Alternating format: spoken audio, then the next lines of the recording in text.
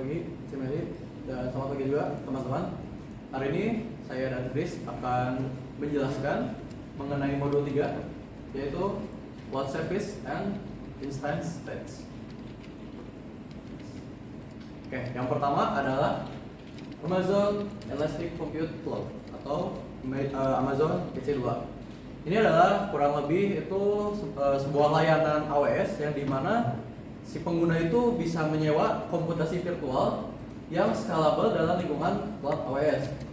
Nah, ini juga memungkinkan mereka tuh kerjanya lebih efisien dan lebih fleksibel. Next, di sini ada EC2 instance. Ini adalah unit komputasi virtualnya yang dapat disewa dan layanan komputasi cloud Amazon Web Service AWS.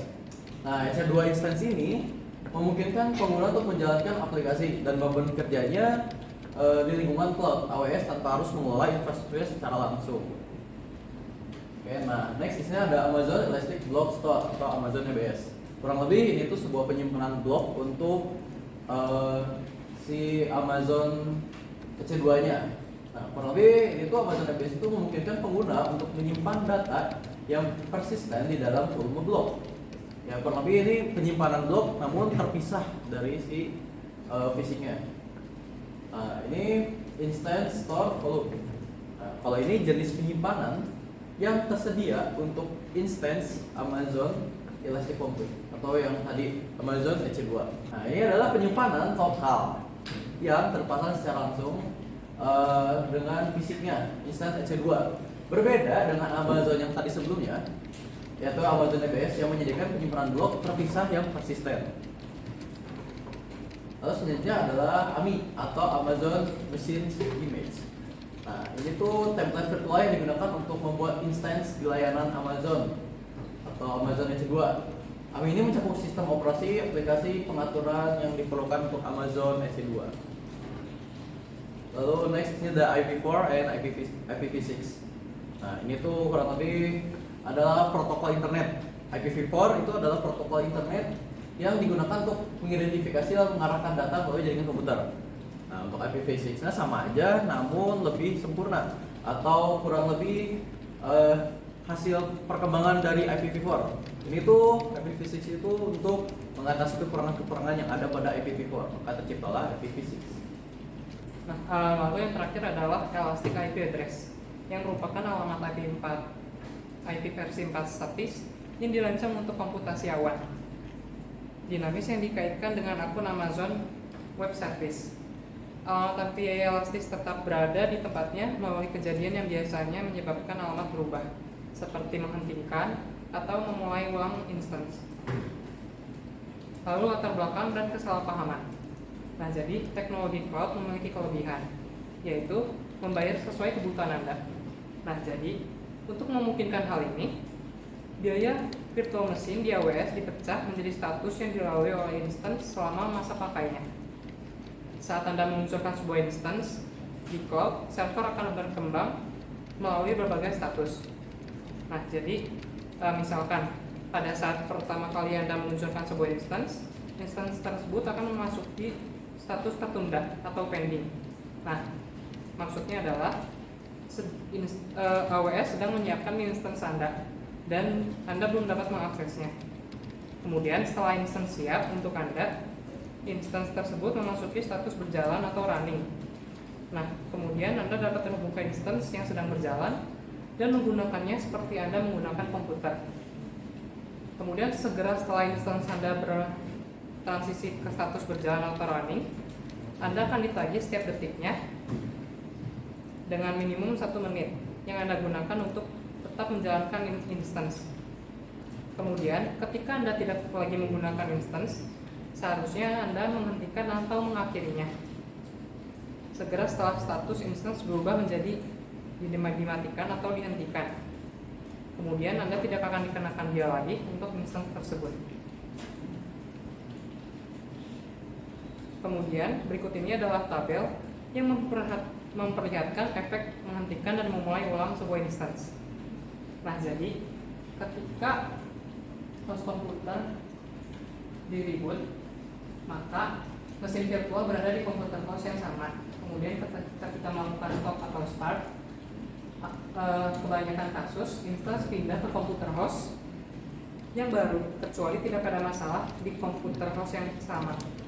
Kemudian ketika melakukan hibernate, kebanyakan kasus instance pindah ke komputer host yang baru, kecuali tidak ada masalah di komputer yang sama. Selanjutnya, pada instance private and public IPv4 address, ketika di reboot, alamat-alamat ini tetap sama.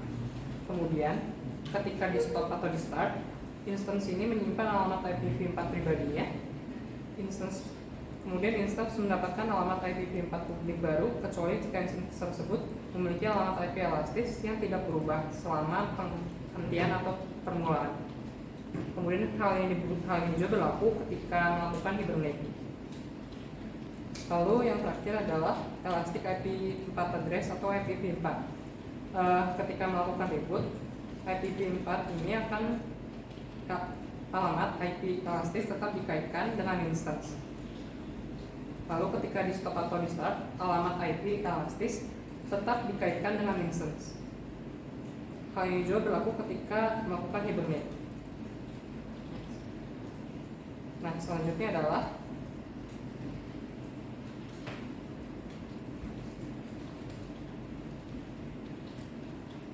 karakteristik dari IPv6 address. Ketika di reboot, alamatnya akan tetap sama. Lalu ketika di stop atau di start, instance ini menyimpan alamat IPv6-nya. Ketika di hibernate, instance ini menyimpan alamat IPv6-nya. Lalu karakteristik dari instance store volumes adalah ketika di reboot, datanya akan disimpan. Ketika di stop atau di start, datanya akan terhapus. Hal yang sama juga terjadi ketika di hibernate. Kemudian ketika di terminate, datanya juga akan terhapus. Lalu root device volume. Ketika di reboot, volumenya akan dipertahankan. Ketika di stop atau di start, volumenya dipertahankan. Lalu ketika di hibernate, volumenya dipertahankan. Dan ketika di terminate, volume dihapus secara default. Lalu karakteristik dari random access memory atau RAM.